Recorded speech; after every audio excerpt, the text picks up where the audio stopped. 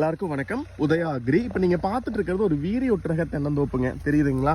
இதில் பார்த்தீங்கன்னா தென்னை சிவப்பு கூன் தென்னை காண்டாமிருகம் வந்தனால கிட்டத்தட்ட ஒரு 30 மரங்களுக்கு மேலேயே பட்டு போயிருக்கு. தீ வச்சிருக்காங்க பாருங்க, வெட்டி வெட்டி. நான் காட்ட ஜூம் பண்ணுற தெரியுதுங்களா? இங்கெல்லாம் அதுக்கு நம்ம என்ன பண்ணியிருக்கோம்னா, தென்னை சிவப்பு கூன் கட்டுப்படுத்துறதுக்காக Barrix hunter red palm weevil trap and lure set பண்ணியிருக்கோம். இதுதான் அந்த ட்ராப் அண்ட் லூரு. ஸோ நம்ம 5ஆம் தேதி இது ஃபிட் பண்ணோம். 5ஆம் தேதி தெரியுதுங்களா? 5ஆம் தேதி ஃபிட் பண்ணியிருக்கோம். இன்னைக்கு ரிசல்ட் நீங்கள் பாருங்கள். இதில் 2 ஃபீமேல் விழுந்திருக்குது.